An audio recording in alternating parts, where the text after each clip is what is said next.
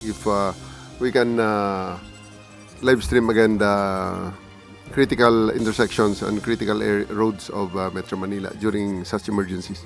Maraming sasakyan ang tumirik at stranded sa mga pangunahing kalsada kahapon sa Metro Manila dahil sa hindi inaasahang mga pagbaha. Karamihan sa mga ito nasa Maynila at Quezon City.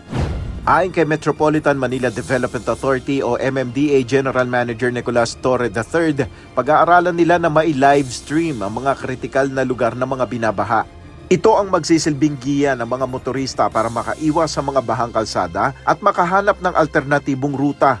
Sa ngayon, kailangan munang resolbahin ng MMDA ang issue sa ilalim ng Data Privacy Act. Tingnan namin, hanapan namin ng paraan. Maybe we'll use the high cameras that we have so that ang individual identification ng mga sasakyan ay hindi na gaano makita.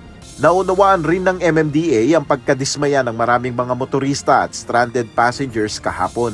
Ginawa naman anya ng ahensya ang lahat upang matulungan ang mga nasa kalsada ng Metro Manila. Talaga nakita natin ang paghihirap ng ating mga kababayan and we really commiserate with them. Nakikita namin sila sa command center, tinitingnan namin yung mga areas kung saan talaga may mga bottlenecks. Kaya nakapag-deploy kami nung gabi na, nag-deploy kami nung mga libreng sakay.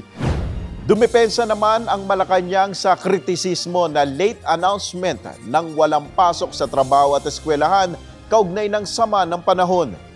Paliwanag ni Palace Press Officer Undersecretary Claire Castro, kailangan muna nila ng malinaw na datos mula sa mga kinaukulang ahensya bago magdeklara ng work at class suspension. Dahil kahit naman po ang OCD, pati po dito sa Office of the President ay humihingi muna tayo ng mga impormasyon patungkol dyan bago po magbigay ng anunsyo. Ayon sa Philippine Atmospheric, Geophysical and Astronomical Services Administration o PAGASA, 3 weather system pa sa ngayon ang kanilang minomonitor. Kaya asahan na sa buong buwan ng Agosto ay makakaranas pa ng mga pag-ulan ng bansa. Base po sa data na mayroon tayo, we are expecting na the whole of August pa po. Medyo tuloy-tuloy po yung pag-uulan. Pero hindi naman ganong kalakas yun. We are just expecting na may mga rainfall episodes pa rin. Sa pahayag naman ng National Irrigation Administration o NIA na binasa ni Jose Castro, malaking pakinabang para sa irigasyon ang nararanasang mga pag-ulan.